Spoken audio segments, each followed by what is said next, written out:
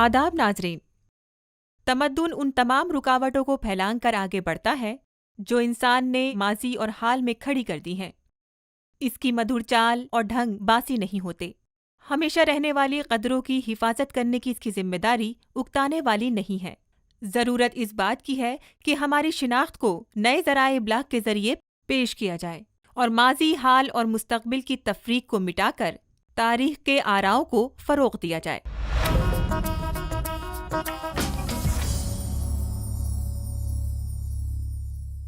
जब लोग शरीयत पर साबित कदम हो जाते हैं और शरीयत के तमाम अहकाम बजा लाते हैं तो वो अक्सर दूसरे मर्तबे पर पहुंच जाते हैं जिसे तरीक़त कहते हैं। हज़रत ख्वाजा अजमेरी रहमतुल्लाह अलैह का असल मकसद हिंदुस्तान में आम लोगों को इस्लाम के उसूलों के मुताबिक इंसान और मुकम्मल इंसान बनाना था। ख्वाजा गरीब नवाज ने मसवात यानी सबको बराबर समझा, इंसानी हमदर्दी और पुरखुलूस मोहब्बत की तालीम दी। आपका पैगाम मोहब्बत था। आपने लोगों के दिलों में बिला तफरीक मज़हब व मिल्लत के बीज बोकर हमतन मोहब्बत बना दिया। यही वजह है कि दरगाह गरीब नवाज हर ख़ास व आम की अक़ीदत की मरकज़ है। ज़माने क़दीम से ही भारत बड़े मशहूर सूफ़ी बुज़ुर्गों और औलिया अल्लाह की सरज़मीन रहा है। इनमें सुल्तानुल हिंद हज़रत ख्वाजा मोइनुद्दीन चिश्ती रहमतुल्लाह अलैह भी शामिल हैं। आप 1142 ईस्वी में सबिस्तान के कस्बा खुरासान में पैदा हुए। 9 बरस की उम्र में हिफ्ज़े कुरान पाक मुकम्मल कर लिया था। इसके बाद तफसीर व हदीस और फ़िक़्ह की तालीम हासिल की। छोटी उम्र में वालिद बुजुर्गवार का साया सर से उठ गया। आपने दुनियावी मालूम मुताह अल्लाह की राह में खर्च किया और रूहानी उलूम की तलाश में निकल गए।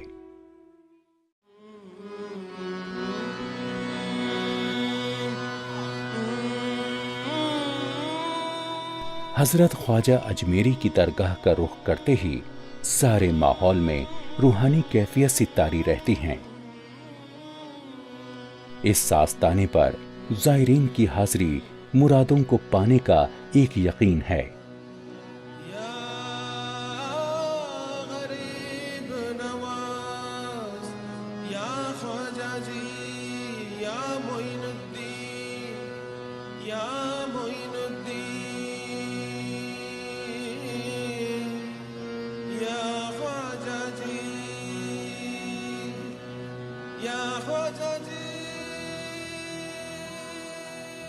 ख्वाजा के नाम से मशहूर ये दरगाह सुर्ख गुलाबों, रंग बिरंगी चादरों, हदिया जात और अकीदत के फूलों से हमेशा मुज़य्यन रहती है।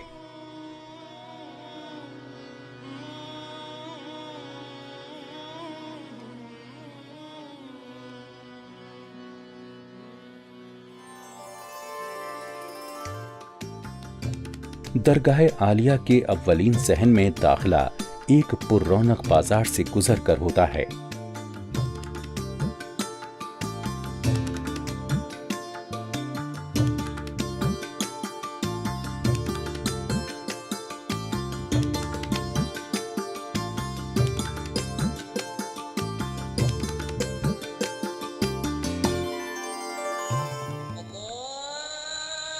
इस सहन में शहंशाह अकबर ने एक बावकार मस्जिद अकबरी बनवाई।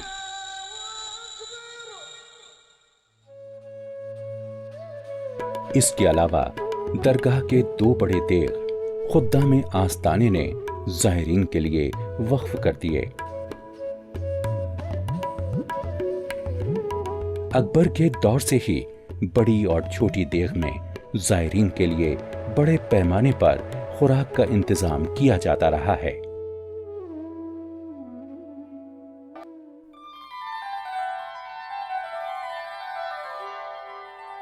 हुमायूं ने दरगाह की तामीर को पाया तकमील तक पहुंचाया।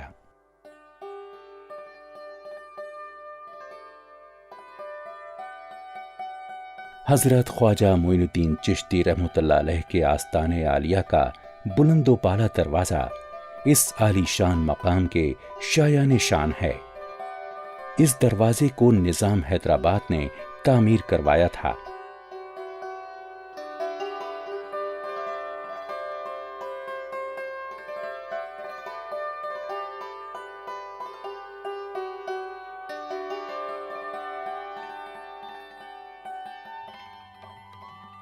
روایات کے مطابق حضرت خواجہ معین الدین چشتی رحمۃ اللہ علیہ اللہ کی خدمت میں برسا برس رہے اور تمام روحانی منازل طے کر کے کمال کو پہنچے۔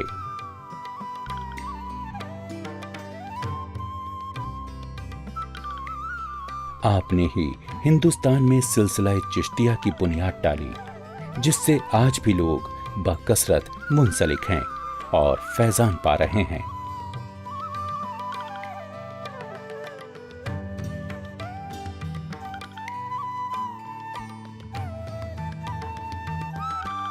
حضرت خواجہ اجمیری رحمۃ اللہ علیہ کا اصل مقصد ہندوستان میں عام لوگوں کو اسلام کے بتائے ہوئے اصولوں کے مطابق انسان اور مکمل انسان بنانا تھا۔ آپ نے مساوات یعنی سب کو برابر سمجھا، انسانی ہمدردی اور پرخلوص محبت کی تعلیم دی۔ آپ کا پیغام محبت تھا۔ آپ نے لوگوں کے دلوں میں بلا تفریق مذہب و ملت کے بیج بو کر ہمہ تن محبت بنا دیا۔ یہی وجہ ہے کہ درگاہ غریب نواز خاص و عام کی عقیدت کی مرکز ہے۔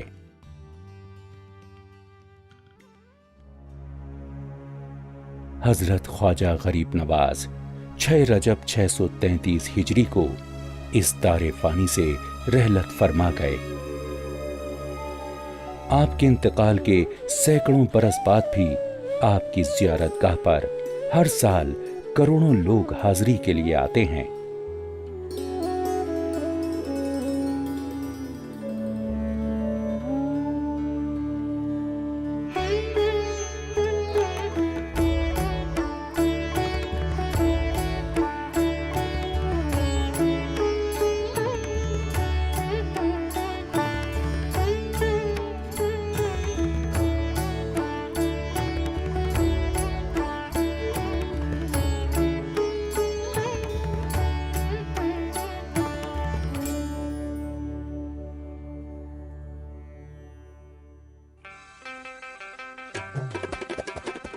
اجمیر جے پور شہر سے 135 کلومیٹر دوری پر جنوب مغرب میں واقع ہے۔ حضرت خواجہ اجمیری کی زیارت گاہ کا یہ روح پرور نظارہ ہزاروں زائرین کے لیے مقناطیسی کشش رکھتا ہے۔ پہاڑی کے دامن کا یہ محل وقوع درگاہ کی رونق کو چار چاند لگا دیتا ہے۔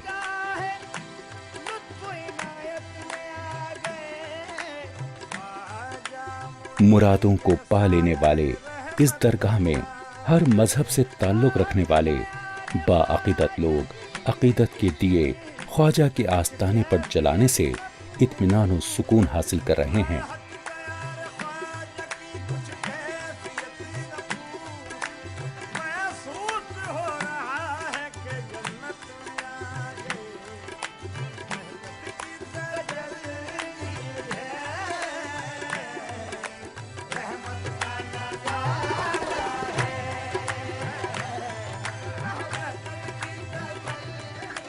یہ لوگ اپنی تمناؤں کو دعائیں بنا کر یہاں رنگا رنگ دھاگوں کی گانٹھ باندھ دیتے ہیں۔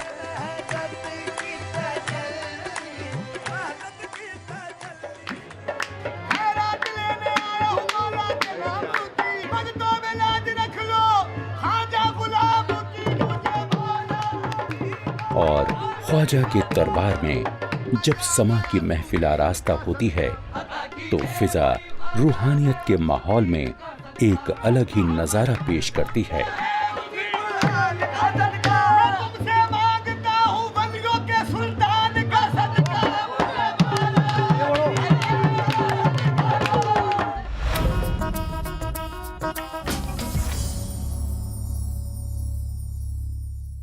ہمارے ملک کو یہ امتیاز حاصل ہے کہ یہاں کے اکثر شہروں کو راجہ مہاراجاؤں اور بادشاہوں نے بسایا۔ قدیمی اور اوسطی دور کی ہندوستانی تواریخ میں ایسے کئی مشہور شہر دیکھنے کو ملتے ہیں جن کا سنگ بنیاد بادشاہوں نے رکھا۔ ان میں سے کئیوں کے نام حکمرانوں کے ناموں پر ہی رکھے گئے یا پھر حکمراں کے کسی قریبی شخص کے نام پر۔ حیدرآباد، سکندرآباد، جونپور، احمد آباد، ان شہروں کا نام سنتے ہی ذہن ان کے بسانے والوں پر جا ٹکتا ہے۔ کچھ اسی طرح کا حال ہریانہ کے شہر فرید آباد کا ہے، جسے 1607 عیسوی میں مغل بادشاہ جہانگیر کے خزانچی شیخ فرید نے بسایا تھا۔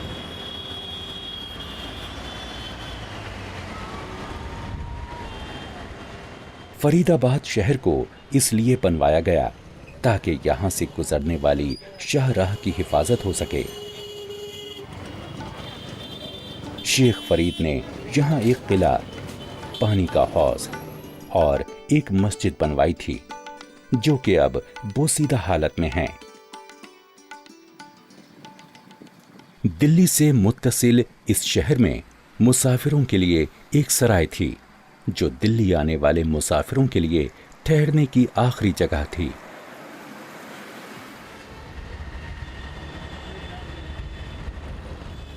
بعد میں فرید آباد ایک پرگنہ کا ہیڈ کوارٹر بنا جو کہ بلب گڑھ کے حکمراں کی جاگیر میں تھا۔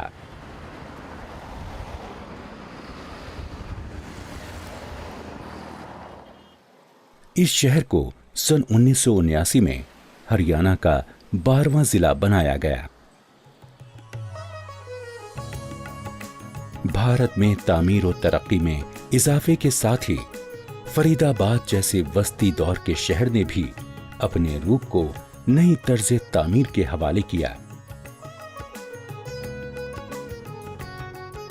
شاندار اور خوبصورت عمارات کے ساتھ ساتھ نئی سڑکوں کی تعمیر سے فرید آباد روز بروز وسیع تر ہوتا گیا۔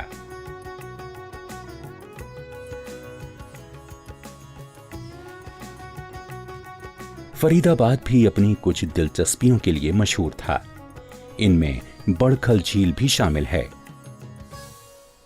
دلی سرحد سے 8 کلومیٹر دور بڑکھل نامی گاؤں میں واقع اس جھیل کے ساتھ ہی اراولی پہاڑ تھے۔ یہ مصنوعی جھیل اراولی کے دامن میں پانی روکنے کے لیے بنائے گئے باندھ سے وجود میں آئی۔ اراولی پہاڑوں میں بے لگام کانکنی کی وجہ سے یہ جھیل بالکل خشک ہو چکی ہے اور یہاں ایک سوکھے زمینی ٹکڑے کے علاوہ کچھ اور دکھائی نہیں دیتا ہے۔ فرید آباد کے خالق شیخ فرید کا مقبرہ بھی یہاں موجود ہے۔ جنوبی دلی سے تقریباً 8 کلومیٹر دور ایک دلکش تفریحی مقام واقع ہے۔ اسے سورج کنڈ کہتے ہیں۔ یہاں ایک جھیل ہے جس کے گرد پتھروں سے تراشی گئی سیڑھیاں ہیں۔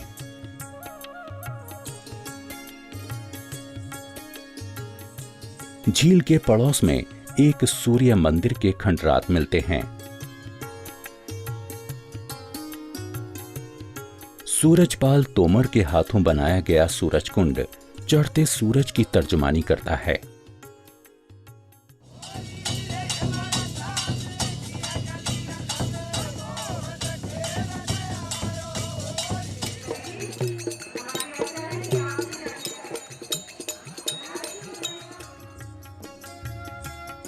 آج فرید آباد پورے ملک میں ایک اہم صنعتی اور زراعتی مرکز ہے اور یہاں کافی چہل پہل دیکھنے میں آتی ہے۔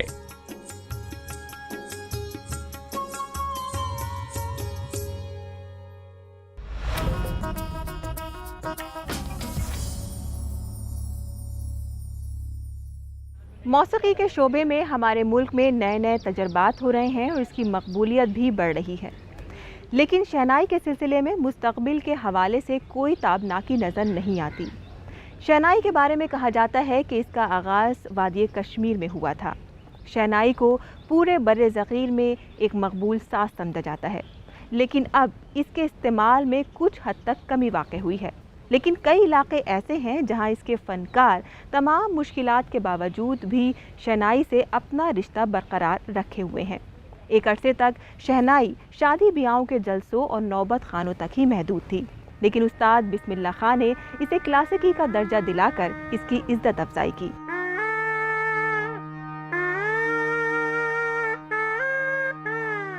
شہنائی لکڑی کے ایک موسیقی آلے کا نام ہی نہیں بلکہ اس کے سروں میں بھارت کی عظیم ثقافتی میراث بھی پنہا ہے۔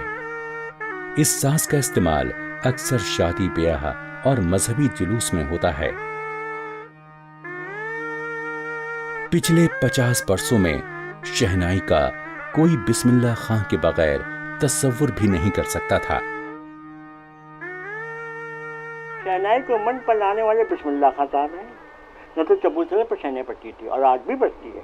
اب ان تو نہیں رہے، ان کے بیٹے ہم ضرور ہیں، لیکن وہ مقام حاصل نہیں ہو سکتا جہاں تک میرا خیال ہے۔ اب ان کے نام سے ہی پہچانے جاتے ہیں۔ یہ انہی کی کاوشوں کا ثمرہ تھا کہ ہندوستانی کلاسیکی موسیقی کو عالمی سطح پر خاصی پذیرائی ملی ہے۔ یہ نامور استاد 21 مارچ سن 1916 کو پیدا ہوا۔ آپ نے اپنا بچپن وارانسی میں گزارا۔ سن 1936 میں انہوں نے ریڈیو سے پروگرام کیا اور ریڈیو پروگرام کرنے کے بعد پاپولر ہوئے اور پھر اس کے بعد شخصیت بڑھتی گئی، ان کی عظمت بڑھتی گئی، ان کا ترقی ہوتی گئی ان کی۔ آپ کے آباء و اجداد بہار کی دمراؤں ریاست کے درباری موسیقار تھے۔ آپ نے اپنے ماموں مرحوم علی بخش ولایتو سے تربیت حاصل کی۔ ریاض کو وہ 16 گھنٹہ 18 گھنٹہ کرتے تھے، اور اتنا تو ہم لوگ کو بھی فلحال کو 2 3 4 گھنٹہ 5 گھنٹہ لوگ ریاض کرتے تھے، لیکن ان کا ریاض تو بھائی بالاجی مندر وہاں وہ ریاض کرتے تھے، اور وہاں سے بھی ان کو آشیرواد ملا، انہیں سے آشیرواد ملا۔ کم عمری میں ہی بسم اللہ خاں کو اتر پردیش کی موسیقی کی مختلف قسمیں جیسے ٹھمری، چیتی، سوانتی وغیرہ کی واقفیت ہوئی۔ بعد میں آپ نے خیال موسیقی کا مطالعہ کیا اور کئی راگوں پر دسترس حاصل کی۔ اور شہنائی فادر آف شہنائی کا بھی ایوارڈ ملا ہے، سر لے کا بھی ایوارڈ ملا ہے، تانسین ایوارڈ بھی ملا ہے، سوامی ہری داس سنگیت سماروہ کا ایوارڈ ملا ہے۔ کتنے ایوارڈ ملے، کتنے تو نام ان کو نہیں معلوم ہے۔ ڈاکٹریٹ کی ڈگری ملی ان کو۔ سن 1965 سے لے کر 1967 تک بسم اللہ خاں نے شہنائی کو ایک نئی زندگی بخش دی۔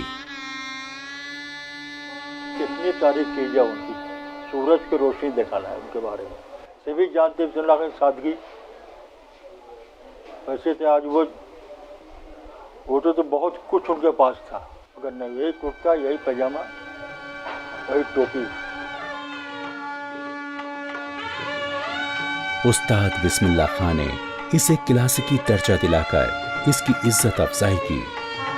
آج یہ ثقافتی میراث آہستہ آہستہ ہم سے دور ہوتی جا رہی ہے۔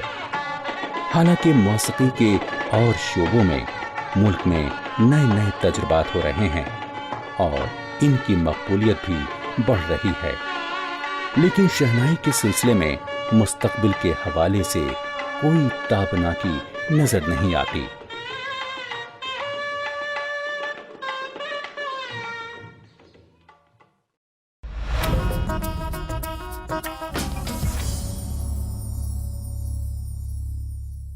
مٹی سے برتن بنانے کا فن ظروف سازی کہلاتا ہے۔ کشمیر اور پنجاب کے بعض دیہات علاقوں میں یہ فن آج بھی کسی نہ کسی شکل میں زندہ ہے۔ ظروف سازی کے لیے 2 قسم کی مٹی کی ضرورت ہوتی ہے، ایک چکنی اور ایک لال۔ چکنی مٹی تھوڑی پتلی اور کمزور ہوتی ہے، جبکہ لال مٹی مضبوط ہوتی ہے۔ مٹی کے ان 2 اقسام کو ملا کر کام میں لایا جاتا ہے۔ مٹی کو اپنی انگلیوں کی مہارت سے برتنوں کی شکل میں ڈھالنے والا فنکار کمہار کہلاتا ہے۔ مٹی کے برتن آج بھی لوگوں کی نظروں میں مرکز ہیں اور اس کی اہمیت آج بھی برقرار ہے۔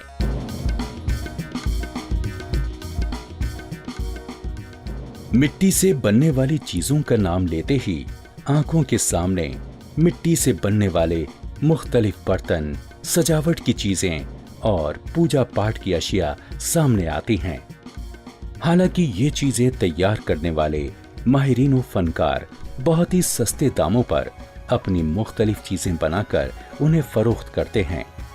यही वजह है कि मिट्टी के ज़रूफ घरेलू और समाजी जिंदगी का एक अहम हिस्सा बन चुके हैं।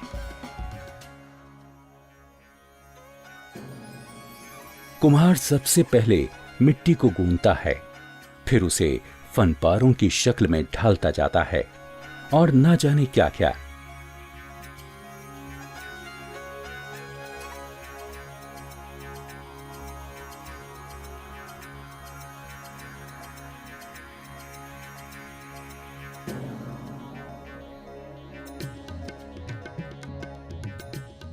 कुम्हार का पूरा खानदान दायरे में बैठकर घड़े, देगचियां, प्याले, गुलदान, छोटे और बड़े घोड़े तैयार करते हैं।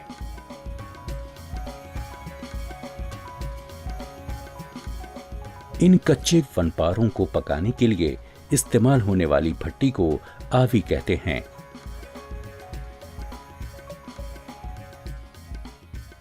पक जाने के बाद इन पर खूबसूरत रंगाई की जाती है, जिससे इनकी नफासत और खूबसूरती को चार चांद लग जाते हैं।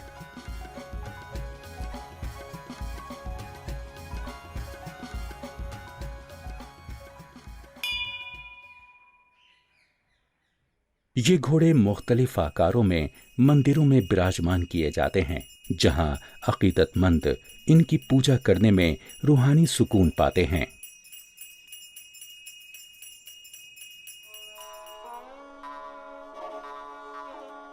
मुख्तलिफ शहरों में मिट्टी से बनने वाले ज़रूफ को नुमाइश के लिए पेश किया जाता है, जहां मिट्टी के इन खूबसूरत बर्तनों, खिलौनों और दीगर चीज़ों के शौकीन लोग अपने घरों की जीनत बढ़ाने और दोस्तों को तहाइफ पेश करने के लिए इन्हें खरीद लेते हैं।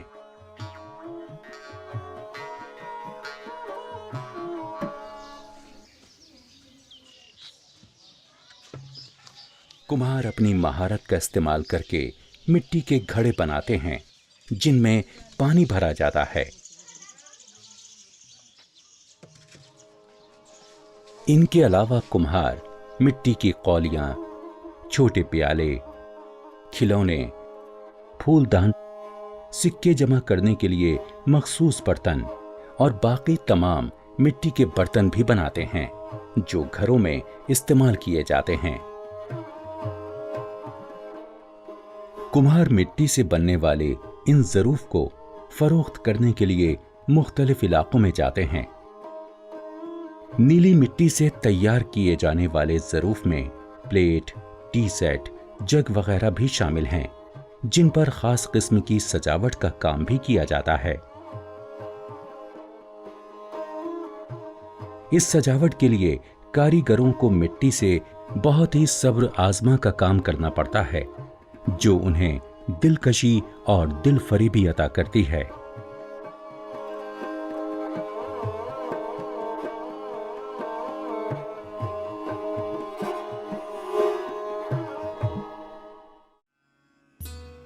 भारत को दीगर दस्तकारियों की तरह मिट्टी से की जाने वाली कारीगरी में भी एक मुनफरिद मकाम हासिल है। ताहम इस फन से वाबस्ता कारीगरों को शिकायत है कि कई दहाइयों से न सिर्फ इस फन को नाकाबिले तलाफी नुकसान पहुंचा है, बल्कि नए फनकारों की अदम दिलचस्पी की वजह से इससे वो रूह भी ज़ाइल हो गई है जो कभी इसका खासा थी।